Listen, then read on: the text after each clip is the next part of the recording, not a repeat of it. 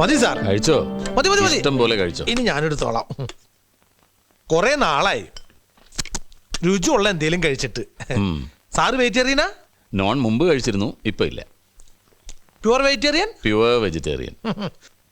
പോലീസിൽ പ്യുവർ വെജിറ്റേറിയനോ?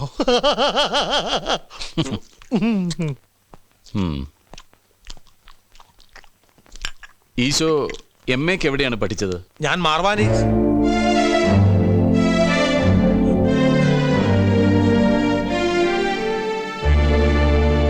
ഈശോ, ആ പേര് സാറിനെങ്ങനെ അറിയാം?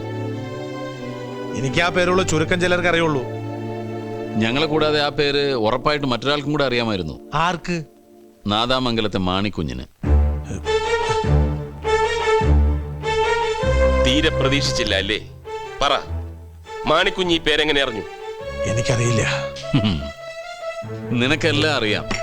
ഈ കൂട്ടക്കൊലയ്ക്ക് ഉത്തരവാദി നീയാണ്. പറ അലക്സ്, അവിടെ രണ്ടിടത്തു നിന്നും കൊള്ള ചെയ്ത സ്വർണവും പണവും എല്ലാം നീ എന്ത് ചെയ്തു?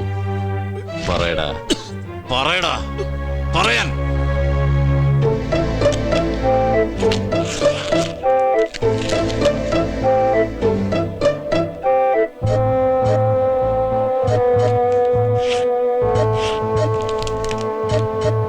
തൊണ്ടി കോടതിയിൽ ഹാജരാക്കുന്നില്ലേ? നാളെ ഹാജരാക്കും സർ. പ്രതി കുറ്റം സമ്മതിച്ചോ? ആദ്യമൊക്കെ സമ്മതിച്ചു. അങ്ങനെയാണ് ഈ കളവ് മുതൽ ഇത്രയെങ്കിലും റിക്കവർ ചെയ്യാൻ സാധിച്ചത്. പക്ഷേ റിമാൻഡ് എക്സ്റ്റെൻഡ് ചെയ്യാൻ വേണ്ടി ഹാജരാക്കിയപ്പോൾ അവന്റെ സ്വഭാവം നേരെ മാറി. പോലീസും CBIയും കൂടി എല്ലാം തന്റെ തലയിൽ കെട്ടിവെച്ചതാണെന്നും മർദ്ദനം പേടിച്ച് കുറ്റം സമ്മതിച്ചാണെന്നും കൂടി അവൻ കോടതി പറഞ്ഞു. അത് യൂഷ്വൽ അല്ലേ? ഏത് പ്രതിയാ കോടതിയിൽ കുറ്റം സമ്മതിച്ചിട്ടുള്ളത്? അവനെ ചാർജ് ചെയ്യാനുള്ള തെളിവുകളൊക്കെ ഇല്ലേ? 100%. പരിസരത്ത് അവനെ കണ്ട സാക്ഷികൾ, 2 വീട്ടിൽ നിന്നും കിട്ടിയ അവന്റെ ഫിംഗർ പ്രിന്റ്സ്, പിന്നെ കളവ് മുതൽ കണ്ടെടുത്ത എക്സെട്ര. ഇതാണ് സർ കൊല ചെയ്യാൻ ഉപയോഗിച്ച ആയുധം.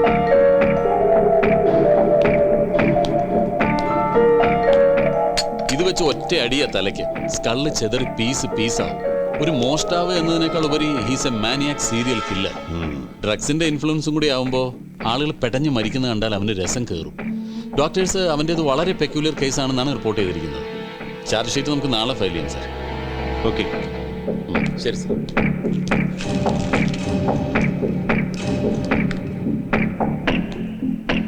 ബാലഗോപാൽ സർ. 1 മിനിറ്റ്. ഈ മാണിക്കുഞ്ഞ് ചുമരിൽ എഴുതിയ ഈശോ അലക്സിന്റെ ഇരട്ട പേരാണെന്ന് സംശയം തോന്നാൻ കാരണം? അലക്സിന്റെ ഹിസ്റ്ററി പഠിച്ചപ്പോൾ എനിക്ക് ഒരു കാര്യം മനസ്സിലായി സർ. വലിയ വലിയ കൊള്ളകൾ നടത്തുന്നതിന് മുമ്പുള്ള അവന്റെ മോഡസ് ഓപ്പറൻഡി, കൊള്ള നടത്താൻ ഉദ്ദേശിക്കുന്ന സങ്കേതവുമായി അവൻ ഏതെങ്കിലും ഡിസ്ഗൈസിൽ പരിചയപ്പെടും. കാര്യങ്ങളൊക്കെ ഒന്ന് ചോദിച്ച് മനസ്സിലാക്കും, എന്നിട്ട് കൊള്ള നടത്തും. ഡീറ്റെയിൽസ്. Thank you sir. മാണിക്കുഞ്ഞിന്റെ കാര്യത്തിലും ഇത് തന്നെ സംഭവിച്ചിട്ടുണ്ടാവണം. അലക്സ് മാണിക്കുഞ്ഞിനെ പരിചയപ്പെടുമ്പോൾ അധികം ആർക്കും അറിയില്ലാത്ത ഈശോ എന്ന പേര് അവൻ മാണിക്കുഞ്ഞിനോട് പറഞ്ഞിട്ടുണ്ടാവും എന്ന് ഞാൻ ഊഹിച്ചു. അത് വർക്കൗട്ട് ചെയ്തിട്ടാണ് അവനെ ട്രാപ്പിലാക്കിയത്. സത്യത്തിൽ ഈ ഒരു ടേണിംഗ് പോയിന്റ് ആണ് CBIക്ക് അലക്സിന്റെ മേലുള്ള സംശയം ഉറപ്പിച്ചത്. Wonderful, just wonderful. Thank you sir. ഇത്രയും കേട്ടതിൽ നിന്നും സാറിനെ അവൻ എന്തിനാ കാണണമെന്ന് പറഞ്ഞത്? എന്തെങ്കിലും ഊഹമുണ്ടോ? Nothing, absolutely nothing. ഇപ്പൊ 2 പേർക്ക് ഈ കാര്യം അറിയൂ. ഒന്ന് അലക്സ്, മറ്റൊന്ന് ഊപ്പർവാല.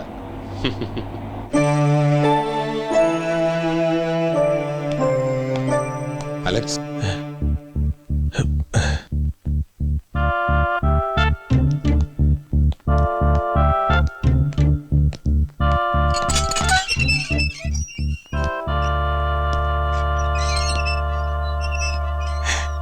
ദൈവന്റെ പ്രാർത്ഥന കേട്ടു.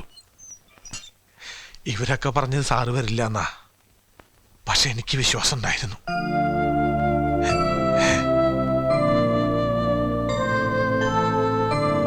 ശരി സർ.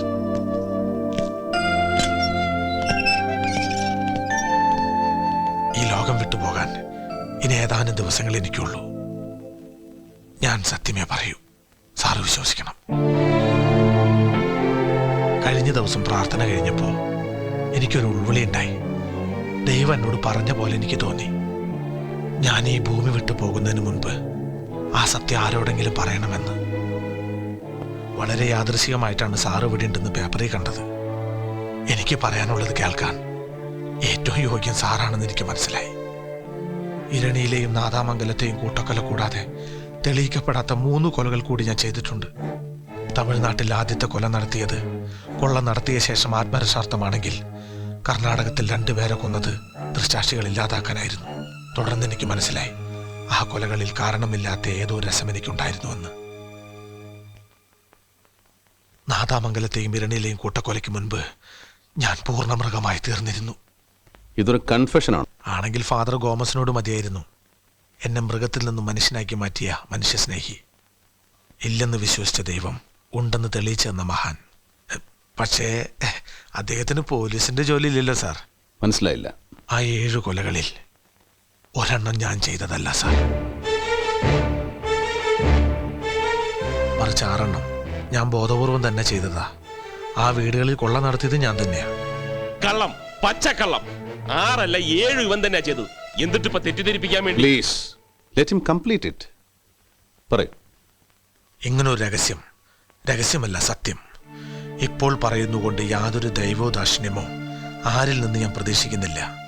ഞാൻ ചെയ്ത കൊലകളിൽ ഒന്ന് കൂടിയാലും കുറഞ്ഞാലും ഈ ശിക്ഷയിൽ ഒരു മാറ്റവും ഉണ്ടാവില്ലെന്ന് എനിക്ക് നന്നായിട്ടറിയാം. ഞാൻ പൂർണ്ണ മനസ്സോടെ സ്വീകരിച്ച ശിക്ഷയാണിത്. എൻ്റെ ഈ മുഖം കണ്ടാലറിയില്ലേ, എനിക്കൊട്ടും പരിഭ്രമവും ഭയവുമില്ല. പിന്നെ ഇപ്പൊ ഇങ്ങനെ ഒരു മനമാറ്റത്തിന് എന്താ കാരണം? ഒരു കാരണം ഞാൻ ആദ്യം പറഞ്ഞത്, ദൈവം എന്നെ പ്രേരിപ്പിച്ചു വന്നത്. മറ്റൊന്ന്, 7ാമത്തെ കൊല ആര് ചെയ്തു അവർ ഇന്ന് സമൂഹത്തിൽ മാന്യരായി കഴിയുന്നുണ്ടാവണം. തങ്ങളെ തൊടാൻ ആർക്കും കഴിയില്ലെന്ന അഹങ്കാരത്തിൽ. അസത്യം പറയുന്നതിനേക്കാൾ പാപമാണ് സത്യം പറയാതിരിക്കുന്നത്. അതുകൊണ്ടാവണം ദൈവം ഈ അവസാന നേരത്ത് ഇത് പറയാൻ എന്നെ പ്രേരിപ്പിച്ചത്. ആരാണ് ഇതിൽ 7ാമത്തെ ആൾ?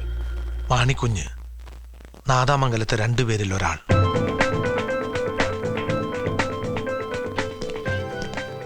എന്നാ വിധി നടപ്പാക്കേണ്ട ദിവസം? തീയതി തീരുമാനിച്ചു? എന്ന് വേണമെങ്കിലും സംഭവിക്കാം സാർ. എക്സിക്യൂഷൻ ഓർഡർ വരേണ്ട താമസമേ ഉള്ളൂ. എന്താ സാർ? നത്തിങ്.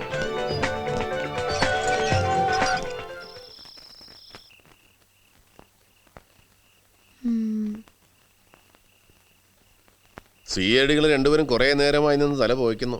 വല്ലതും പറയാറായോ? പറയട്ടെ. അലക്സ് പറഞ്ഞത് വിശ്വസിക്കാം. കാരണം ഈ മാണിക്കുഞ്ഞിനെ കൊന്നത് അലക്സ് അല്ലെന്ന് വന്നാൽ അയാള് വധശിക്ഷയിൽ നിന്ന് രക്ഷപ്പെടുവോ? ഇല്ല, ഒരു സാധ്യതയുമില്ല. അപ്പോ തീർച്ചയായിട്ടും അയാള് പറഞ്ഞത് വിശ്വസിക്കാം. കാരണം എന്തെങ്കിലും ദൈവോദാക്ഷിണ്യോ പ്രതീക്ഷിച്ച് പറഞ്ഞതല്ലോ പാവം. CBI അന്വേഷിച്ച കൂട്ടക്കൊല കൂടാതെ ഇതുവരെ തെളിയിക്കപ്പെട്ടിട്ടില്ലാത്ത 3 മർഡർ കൂടി അയാള് സമ്മതിച്ചില്ലേ? അതുവരും ചോദിച്ചിട്ടില്ലല്ലോ. അത്രയൊക്കെ സത്യം അയാള് പറഞ്ഞെങ്കിൽ അയാളെ വിശ്വസിക്കാം. കുട്ടിത്തലയിൽ ആൾതാമസമുണ്ട്.